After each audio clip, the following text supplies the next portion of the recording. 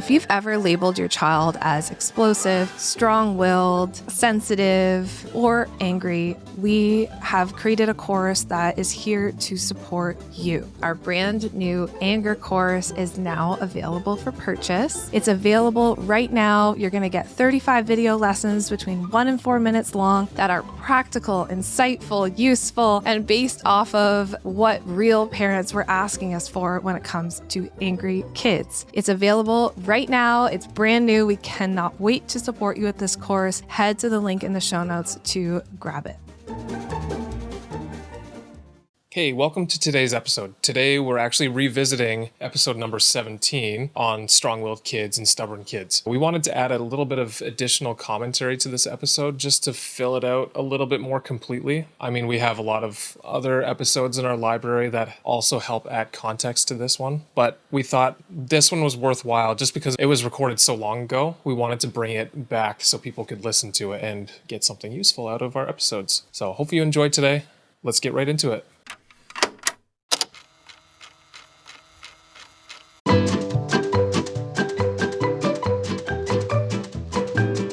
Welcome to Robot Unicorn. We are so glad that you are here. As always, let's start the show with a question from Scott.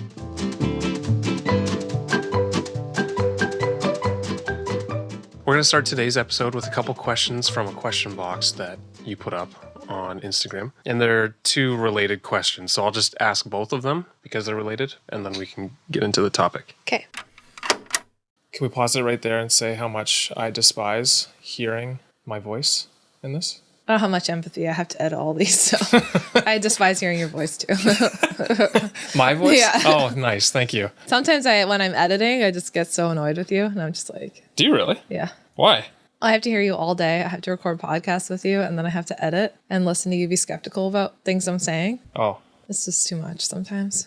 You know what? It makes so much more sense now that you don't like talking to me at home. Yeah. You like silence. You like me to be... There are certain days where I'm like, I've heard enough from this guy today. I've edited 3 podcasts and I've recorded with him. Like, I never put 2 and 2 together there. Yeah, even when you're not talking to me, you're talking to me. So sometimes I can only hear so much. Interesting. Keep okay. going. Yeah, anyways, we'll keep going. The first question is, why is my strong-willed child so stubborn? Okay. The second one is, how do I deal with defiance from my strong-willed child? So I feel like they're related, a little bit different, but it's about strong-willed children. Why are they so stubborn? That's the question that the person asked. And why are they so defiant? Yeah, how do I deal with the defiance? They were really good questions. I feel like the label strong-willed children, I hear that term being used a lot. And I've used that term before too, just to describe a certain type of child. So I guess let's start there. Like, children are born with different temperaments that really shape their personalities and who they are. There's a piece of a child who's quote unquote strong-willed that might be part of their temperament. And that's not something you've shaped, something that you've made happen. It's just part of who they are.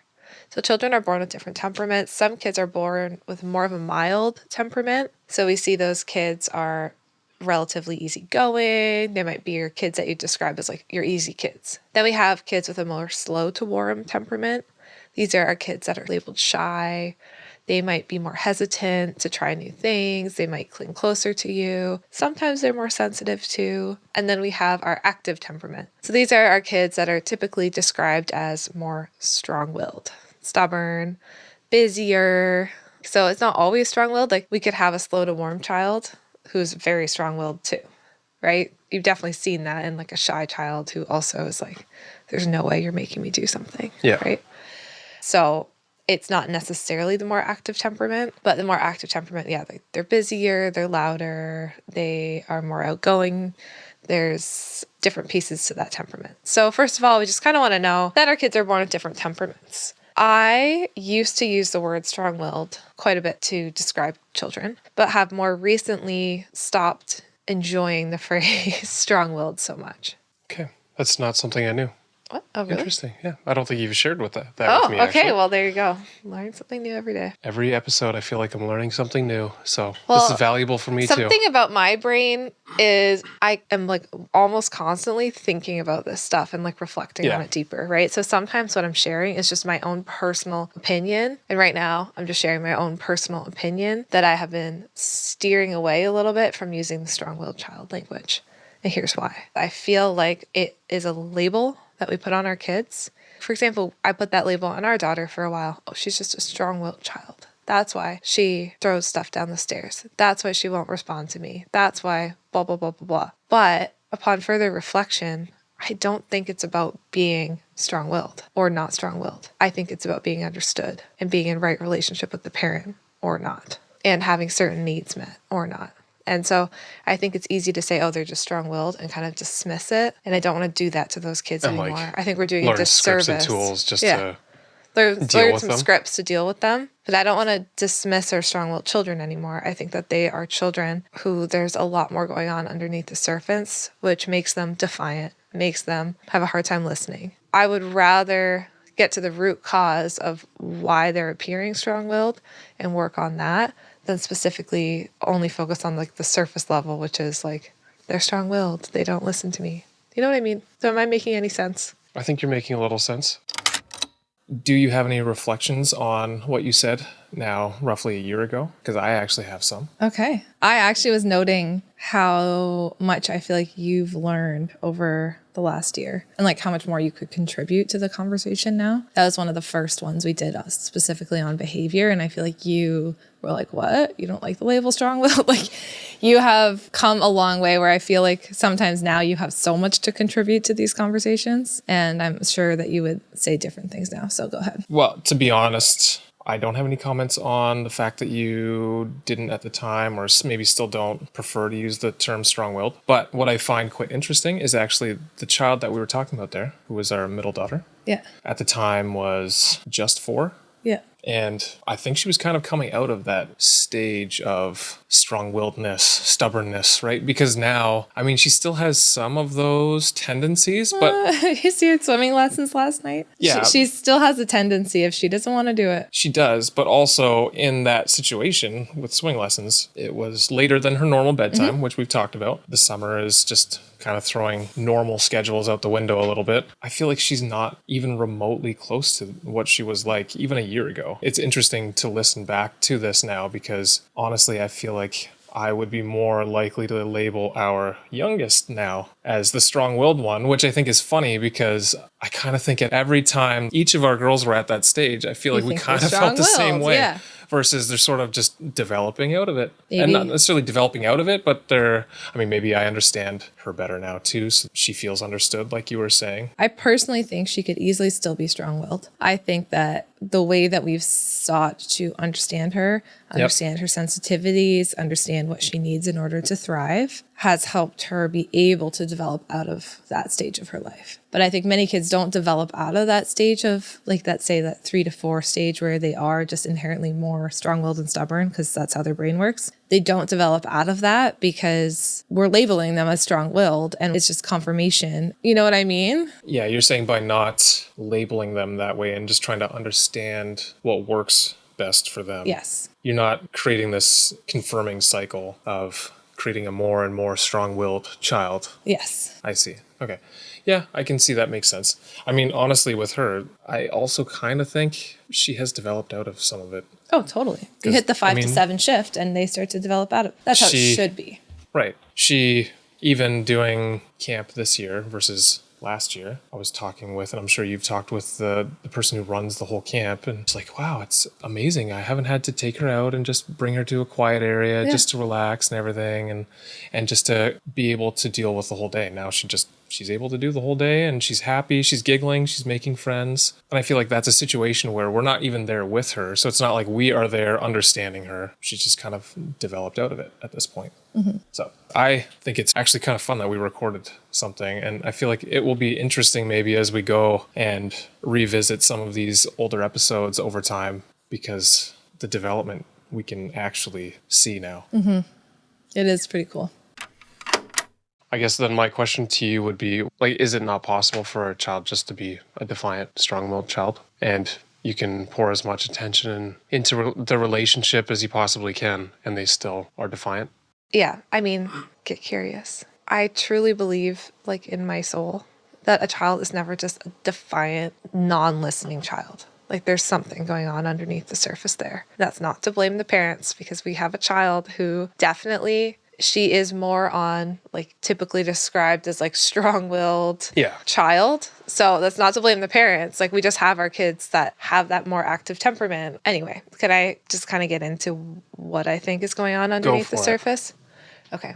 So for our strong-willed kids, I think there's a couple things that are usually going on underneath the surface. First, I think sometimes our strong-willed kids are our most sensitive kids. And I think we mistake it for being strong-willed, when underneath the surface, it's actually sensitivity.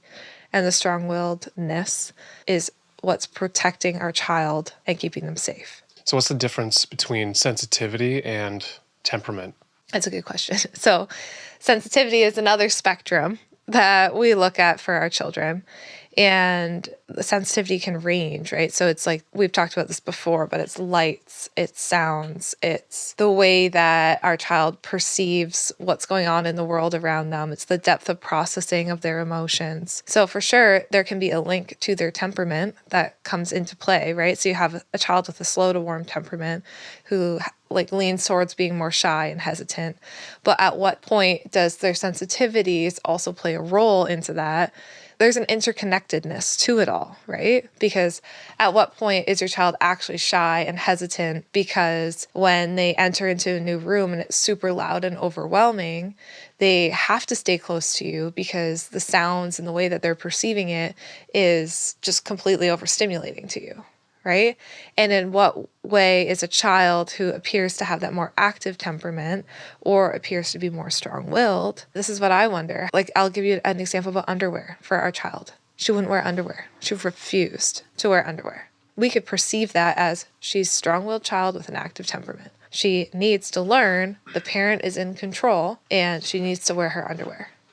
Well, let's get deeper. Let's understand what's going on. Actually, she's a sensitive child, and the underwear that she's wearing impacts her so deeply that if she has an underwear that's uncomfortable for her, the entire day is going to be thrown off because that's all she's going to be able to feel on her body. Yeah. You get that. I mean, I get that too. So this is where I think when we just say strong-willed, but we don't look at what's going on underneath the surface, we're missing it. Because I think for so many of these strong-willed kids, they're sensitive. And it's looking like they want to be the boss in the home and they want to take control. And sometimes that's the case. But sometimes what's going on is they have to be strong-willed to protect their own self from overwhelming stimuli. So whether that's the underwear, the socks, whether that's a food texture that we're like, just eat the mac and cheese. But what we don't see, what's going on inside the child's brain is like, this texture of this food is so overwhelming for me. Like, I can't eat this, you know?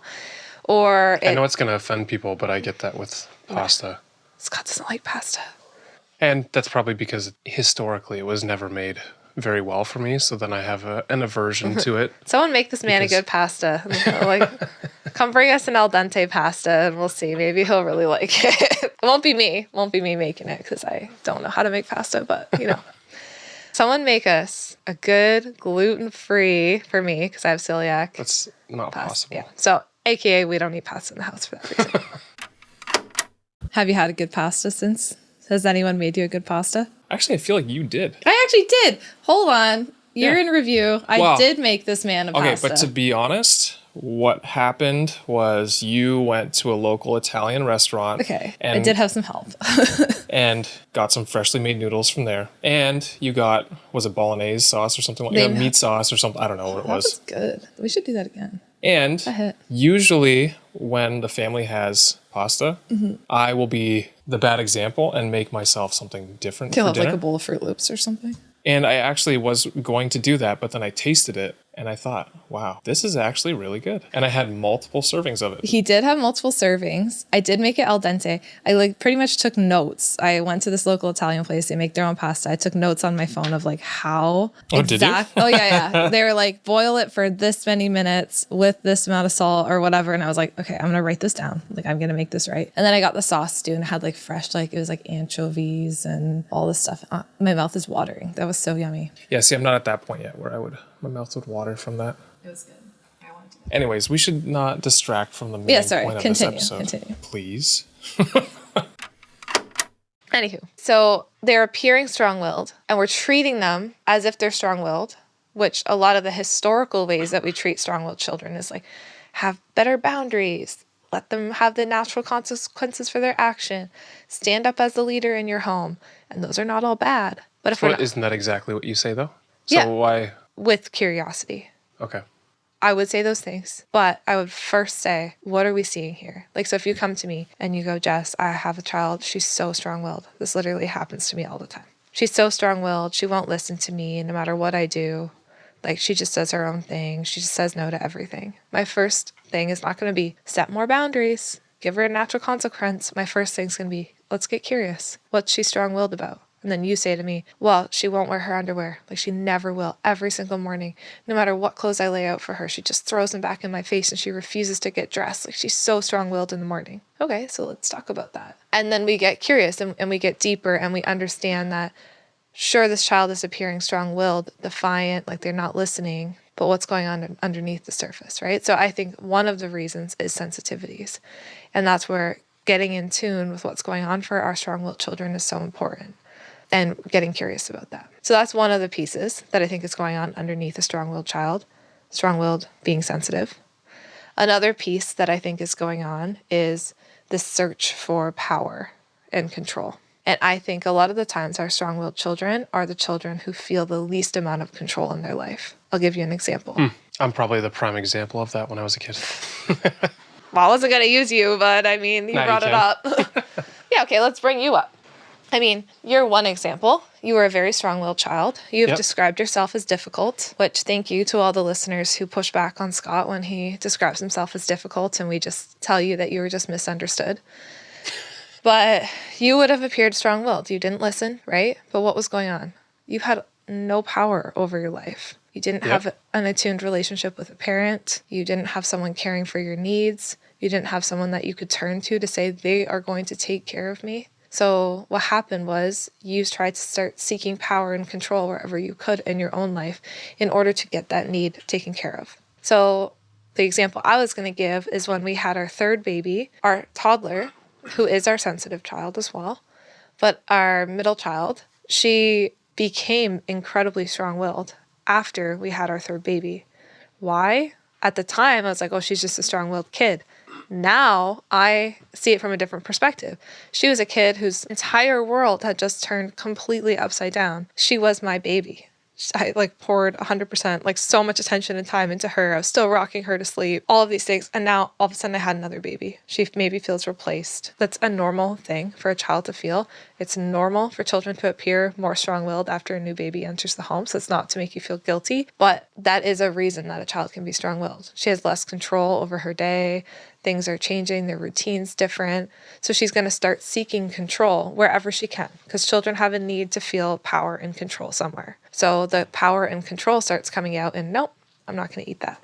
You tell me that I can't play with this toy, well, I'm going to snatch it from you.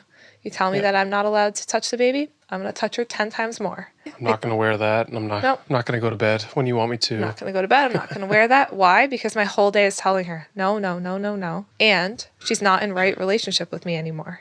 That is a disruption in our relationship because I had a new baby in the home. It's natural that disruption is going to happen, but because things were so chaotic and busy, I didn't have the time to pour back into that relationship with her and help her find places to feel power and control. So she's going to appear more strong-willed. And what I think happens with our strong-willed kids is that the more we try to assert more power over them by saying, here's a natural consequence, here's another boundary, you need to go to timeout, or threatening them, if you don't stop doing that, I'm going to do this, they become more and more strong-willed because there's more and more disruption in the relationship and there's less and less control that they're feeling. So they're just going to bump that up more and more. And Gordon Neufeld calls this concept of like when we push our kids and they push back, counter will. And you and I talk about counter will all the time because we see it in all three of our kids. I mean, I have it too. And especially Scott. But you're still like that, right? And we're all like that. Like if you push me too hard on something, I'm going to push back. That's our counter will. It's a natural thing for our children to have, but we want to work with the counter will, not against it. And I think a lot of the traditional strategies for strong-willed children have us both working against each other, right? Like your child's been bad, quote unquote, all day. They're hitting, they're not listening, they're defiant.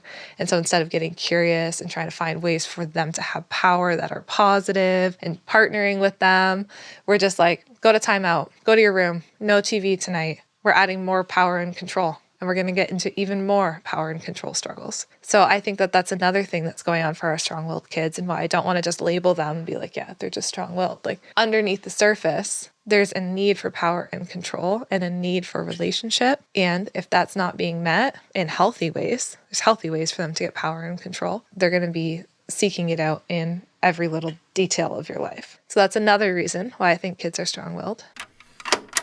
Can you just explain a few ways for children to get that power and control?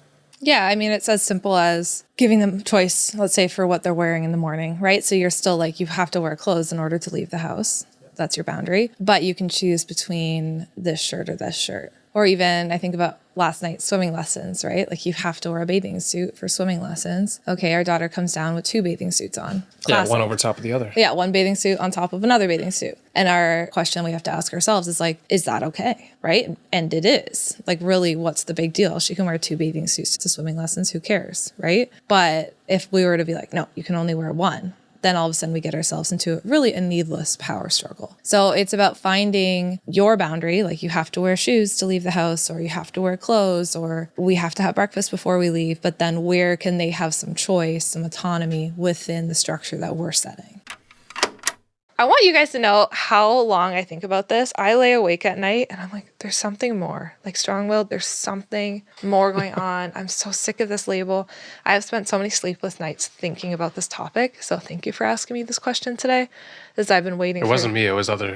Thank you to everyone for listeners. asking me this question, listeners, because I've been waiting for an opportunity to really dissect my feelings on this label, strong-willed. Another thing that I think is going on underneath the surface of our strong-willed children, and I kind of talked about this already, but the need and the craving for a leader.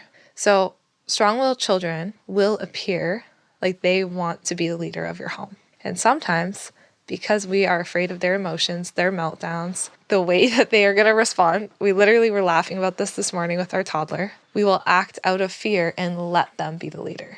Yeah, because we saw our 2 older daughters being afraid of our toddler this morning. Because let's be real, if a child is presenting as strong-willed, they are loud, they sometimes hit you, they have big meltdowns, and they can be a little bit scary for us. And so even this morning in our house, our toddler, who I would not really say is strong-willed, but she was very overtired and grumpy this morning, was in a mood. And toddlers have meltdowns. It's developmentally appropriate. We expect them to have meltdowns. So this is all normal, natural stuff. She wanted a toy so bad. And her 2 older sisters, 4 and 7, this is a 2-year-old, were like tiptoeing around her, afraid because it was kind of comical. Even though one of them had the toy first, like in our home, whoever has the toy first gets to keep the toy. So our 4-year-old should have had the toy, but our 2-year-old snatched it and she was afraid to ask her to get it back. And they were both looking at our 2-year-old like afraid because it didn't want to cause a meltdown.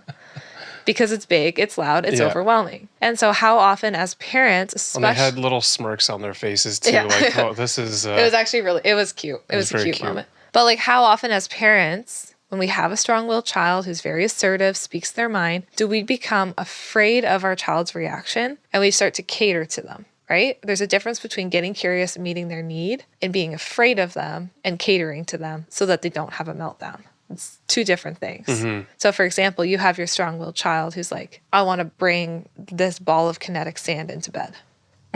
right? You know that's not a good idea. Let's not bring a ball of kinetic sand into bed. Like, there's no way that was a in good no one. world this is going to be good. This happened to us last night. But you know that if you set that boundary, no, you may not bring kinetic sand into bed. Let's say night-night to it right now. We'll tuck it in. I literally tucked in a ball of kinetic sand last night. I can't even tell you how I did that. Forgot about that one. Let's tuck it in. Let's put it back in the sand tray, and then we're going to go to bed. You know that that's going to lead to a meltdown. And that's where, as parents, we have to be okay with those emotions. Because what happens is if we stop setting boundaries over things like that and stop being the leader in our home, our child stops trusting our leadership as well. So if every time I'm going to set a boundary over something like kinetic sand or you can't watch more shows, it's time to turn the TV off.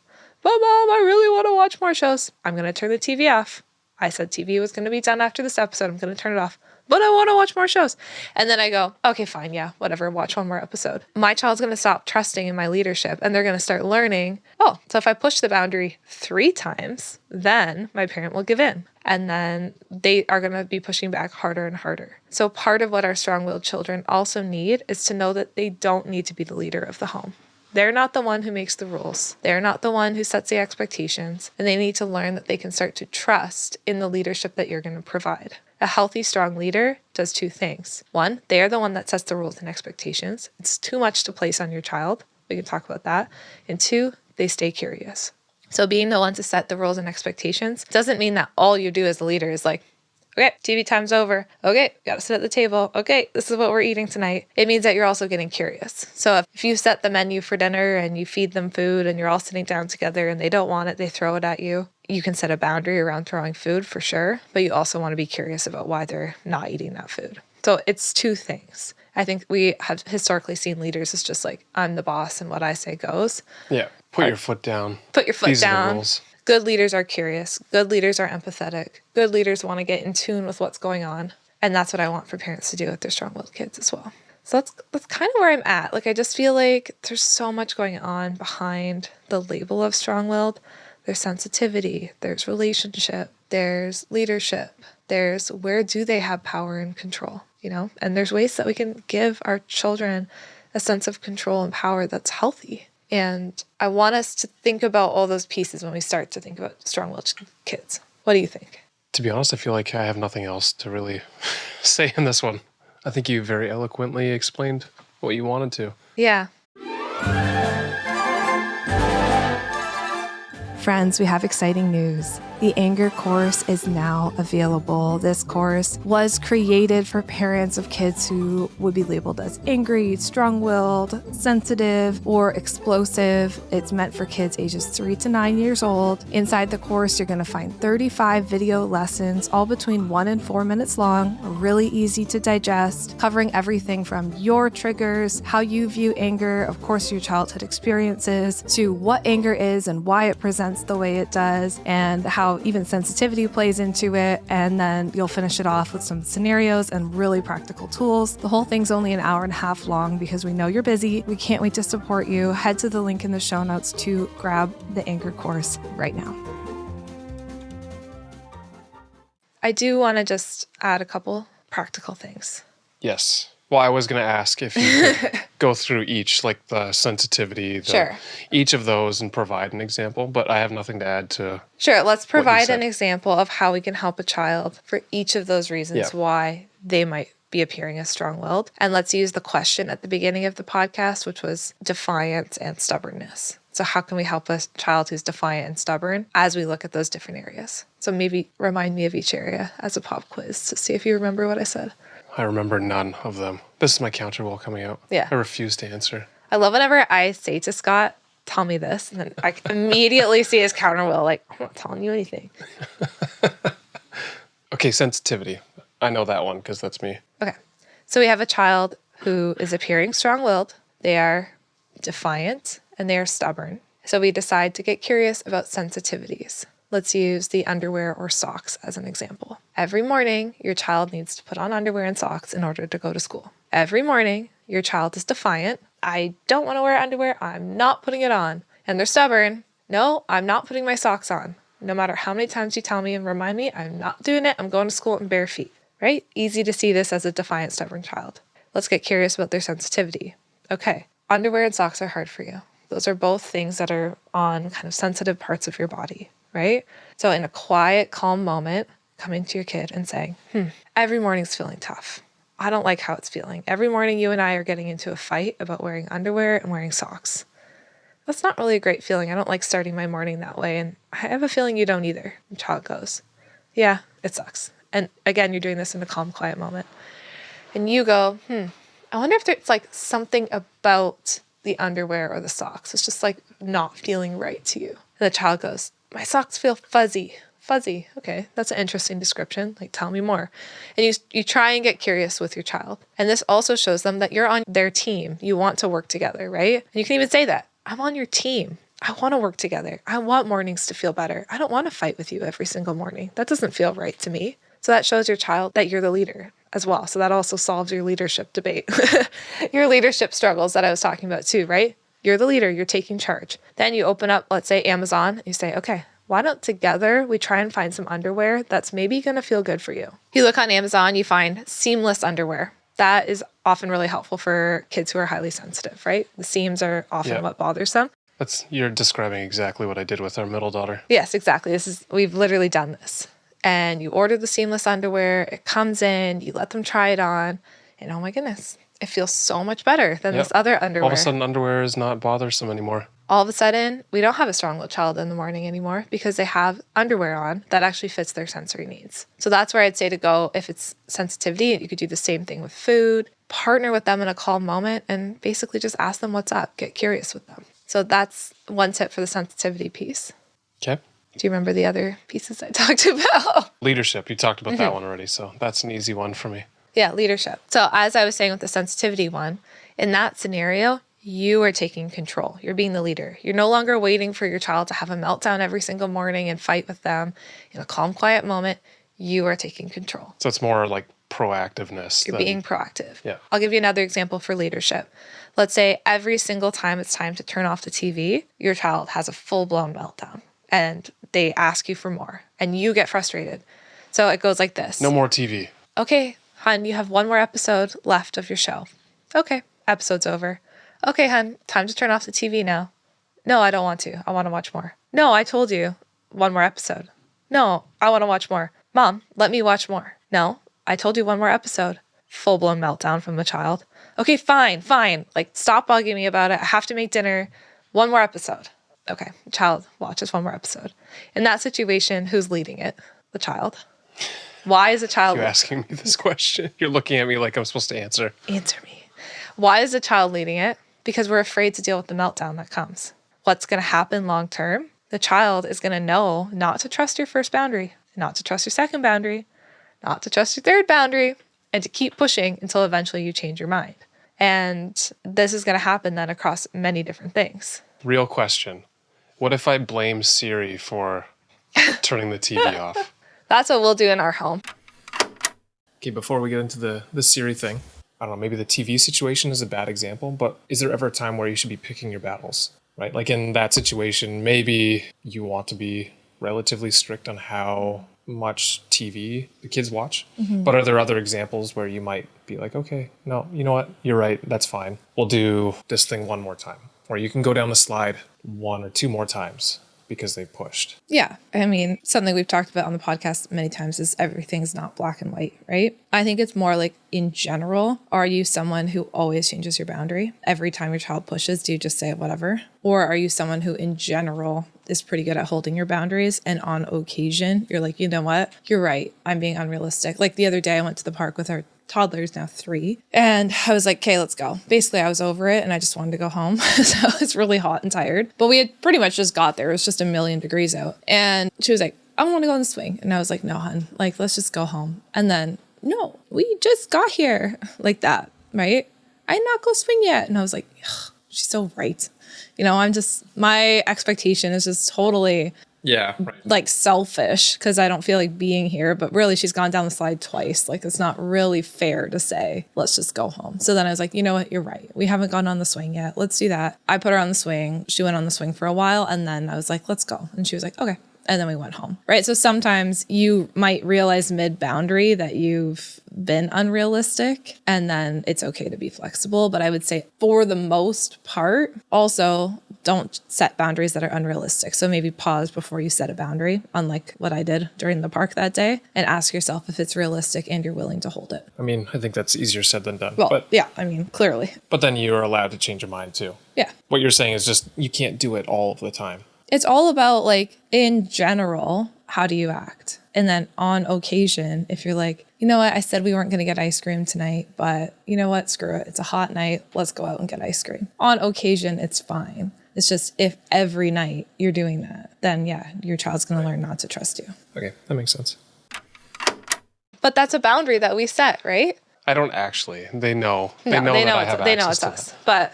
But leadership in this situation would look like before your child turns on the TV, hey, you're allowed to watch one show, one episode, and then we're going to turn it off. The episode ends and the child doesn't want to turn it off, no problem. You turn off the TV for them. You just take that over and you turn off the TV for them. They're upset with you, no problem. You can handle the disappointment. Yeah, I know, you really wanted to watch more shows. It was fun to watch that show. And as we already planned, we are only doing one episode today and staying true to the expectation that you already placed. It sounds so easy. It's not easy. That means you're going to handle a meltdown. I'm being sarcastic. But what's going to happen is it will become easier for you down the road. Yeah. Well, and they'll expect it more. And Yeah. yeah. I understand what you're saying. What I find is like with our kids now, I feel like we're pretty consistent when we set a boundary. We're pretty consistent on it. And I feel like we have so much less meltdowns over these types of things because they just trust us. They trust our leadership. They know that we're going to actually just turn off the TV for them then. I just want to interject and say I have noticed a year later that this is really working well. Yeah, honestly, it has been. And it's not even like they typically get that upset about it either. No, I mean, sometimes maybe the 5-year-old, well, maybe all of them do a little bit, but it's not as... Depends on the day. Yeah, but they can get over it pretty quickly. I find for the most part, it's actually better for them. They get less upset because they know I'm serious. I think if I wasn't serious, they'd get more upset because they'd be like, well, if I get more upset and I keep pushing you, eventually you're going to say yes. But they don't get to that point anymore because if I'm just like, we're going into the grocery store, we're not getting treats, we're literally going for milk and eggs, they're like, okay, we're going for milk and eggs, and we go. Whereas like 3 years ago, it would have been like meltdown central every time we went to the grocery store. So yeah, I mean, they're getting older. So it's... just a note that it's hard at first, but over time they do learn to respect it if you can stay consistent. Yeah, for sure. Yeah, I would say in general, we have pretty good boundaries around most consequential things, but then inconsequential, I can't even think of an example right now, but I feel like some things were like, okay, yeah, whatever, that's fine. Yeah. Like, obviously, there's times where you're going to be flexible. Yeah. But for the most part, if your child can learn to trust your boundary. Yeah. I think it's easy for people to hear you have to be the leader, you have to set boundaries, all that stuff, as like, now I am the dictator in this household. Yes. I will have laws of my household and you will follow those laws, and that is it. But I think it's important for kids, and this is based on nothing but my own opinion and brain, but I think it's important for kids to see a little bit of leniency at times and a little bit of spontaneity, maybe. Yeah, of course. Think of the best leaders that you know, like the leaders who were the best in your life. They don't just bark orders at you all day. That's not being a good leader that you're going to trust and want to listen to, right? Like if I'm thinking of a leader that I want to listen to and that I trust, yes, they have clear expectations and rules. I know what to expect from them. I know what it's going to be, but they also are interested in me. They talk to me. They are curious about my life. They also have some flexibility and they want to teach me new things. Like part of being a good leader would also be like in a calm, quiet moment, hey, screen time's always tough. Like we're having a really tricky time turning the TV off and transitioning back to play. I feel like we're fighting every single time. I don't want to fight with you. Like I'm on your team. And I know you love screen time. I want also to be able to give you screen time, but I can't do that if every single time it's a fight. So how do you think we can make this work together? Let's figure it out. Like there's a collaborative aspect to being a leader too. It's not just like dictatorship and telling someone what to do and what not to do. I feel like, again, just because even a podcast episode is still somewhat short to explain the nuance in situations, I sort of wanted to mention that because for sure. I think it could easily be misconstrued that you saying you have to have boundaries, you have to be the leader. Yeah. That means you're creating law in your household and you must hold fast always to every single rule that you have. I even think about leadership for strong-willed children. Our quote-unquote strong-willed child, now you know how I feel about that phrase, sometimes will be very insistent on who does her bedtime routine, right? And you and I swap off bedtime every other night with them. That's just what we do. They know that. They know what to expect. But sometimes the counter will come up and she'll know it's dad's turn and she wants it to be mom's turn because no one's telling me whose turn it is to do bedtime tonight. But I think leadership in that moment is you're never yelling at her. Say, you have to be okay with dad putting you to bed, right? You're never being so scary or threatening her, but you'll pick her up. She'll be crying and be like, I know, hon, mommy is so fun. I love when mommy puts you to bed too. I can see all the reasons why mommy would be fun. But can mommy do this? And then you get really silly and playful with her as you carry her up to bed, holding that boundary while also being funny and silly and caring. And that's leadership too. So I just feel like it's important to note that leadership is, like you said, it's not harsh, but it is consistent. There's one more piece that we haven't talked about yet. Do you remember? Yes, but you tell me what it is so we know we're thinking the same thing. I don't trust it. I don't know. The control. Yeah. The power. Yes, I knew that. Yes, of course you knew that. Of course you remembered. So our children appear strong-willed. They appear stubborn and defiant when they don't have control over things in their life, right? Or life feels out of control. I'm sure a lot of people can resonate with that even in their own life, like even as adults. Yep. When things feel out of control, you might be like stuck on something, and that's like one little piece that's within your control in your life, right? Right. Adults are like that all the time. I remember, and we were struggling after having our baby, and you were like stuck on, I have to go for this bike ride at this specific time or something like that, right? It's like, because that was like the one thing you could control is like going on your bike. Anyway, so then what we want to do for our kids who seek control is give them control, but in healthy ways. Right? So I like playing a game with the kids. Some days when I've been like super bossy to them and I feel like they haven't had any control and then the counter wheel starts coming out, I'll be like, all right, let's just pause. Let's play a game. It's called Kids Are the Boss. And you're going to be the boss of me for 10 minutes. And whatever you tell me to do, I will do. I always say, as long as it's not gross and as long as it's not like eating something that I don't want to do or it's unsafe, but I'll do whatever you want me to do. And usually it's just like being an animal or putting my clothes on backwards or doing something ridiculous. And for whatever it is, 10 minutes, I'll just do whatever the kids want me to do. And that gives them a sense of control, but in a controlled way, right? They get to have power. They get to tell me what to do. They get to boss me around. And I'm still the leader of it. And then usually what happens is A, it connects us in relationship. It brings us closer together. B, I'm still being the leader because I'm telling them that now it's your time to have the control.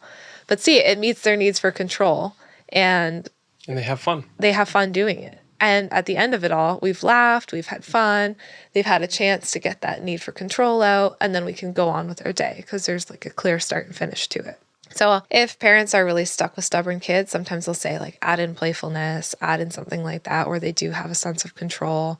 Maybe give them a job. What can they do around the house? Give them a job, give them something to do. And ideally things that also bring you closer in relationship. Because I mean, the underlying theme with all of this always is relationship. Your child needs to know that you're tuning in with them, you care for them, you want to help them. And so sometimes this can come out in like, hey, why don't you be in charge of putting all the spoons on the table tonight? Like, you're in charge. You figure out how many spoons that we need. You do it. I'm going to totally trust you. And so what if they put 15 spoons on the table, right? Like, give them pieces where they can control, and you'll see less of those power struggles. Beautiful. I couldn't have said it better myself. Yeah. What did you contribute to this conversation?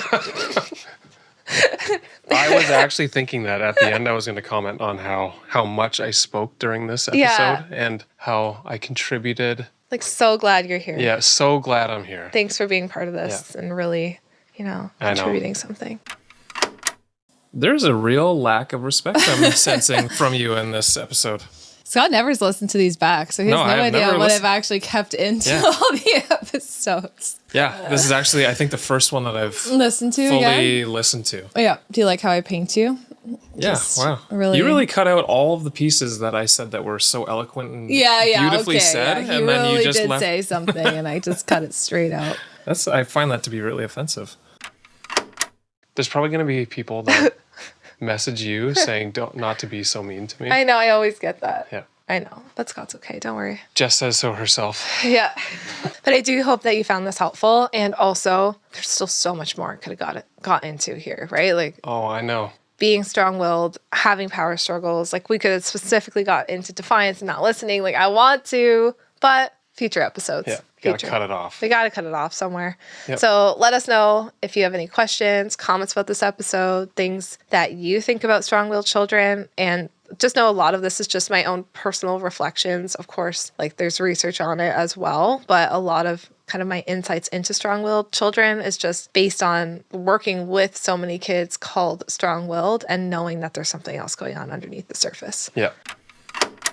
I do have a point to add. Yep. I think the one piece that if you're a regular listener that you might be flagging we didn't talk about enough, I think is the relationship and separation anxiety. That would be one piece I would add if I were to re-record that episode today, that I don't think we talked about how separation anxiety is often also related to strong-willed kids. AKA, if the child doesn't feel connected to their parent or they feel like frantic to kind of keep their parent close, that can make a child appear strong-willed when really they're just trying to keep their parent close. And so one practical thing that we can do, I literally have this, is something like draw a heart on your hand, draw a heart on your child's hand, find ways to make them feel connected to you even when they're apart, write them a love note in their lunch. Like that kind of thing can also just ease the nervous system and calm down strong-will. Yeah, I think that's a good idea. So, final thing, looking ahead, what is the ultimate gift that you think a parent can give their strong-willed child when they choose to parent them with connection and respect instead of control? And what can the child then carry into the world with them? I think the best gift any parent can ever give their child is to truly want to understand them, see them, and know them. I think when we can do that and tell them, you're so important to me and I see the human underneath your behavior, we can really help our kids. I think stopping the labels, I still stand by that,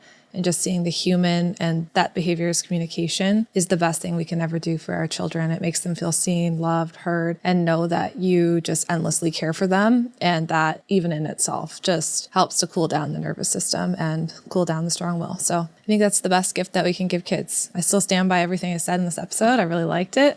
And I hope that people found it helpful to hear it again with a few little side some comments additional from us. Commentary. Maybe I should be listening to more of our episodes. The only thing I would say is I feel like you contribute a lot more now. Well, I feel like this specific episode I didn't, but I feel like a lot of the other ones I did I not? Well, you had more questions. Now I feel like you have I prepare a lot more you do now prepare a lot in more. advance. Great. Well, I have to go. I have to go see some kiddos for my work. So Enjoy that. Thanks for looking forward listening to to the added commentary to this episode. Appreciate you listening. Hey friends, thank you so much for listening to today's episode. We are glad that you are here. If you enjoyed today's episode and found it interesting, we'd really appreciate it if you'd leave a rating and a review. Scott and I actually sit down together and read them all. A 5-star rating helps us share our podcast and get these important messages out there. Thank you so much for listening, and we can't wait to talk to you again next time.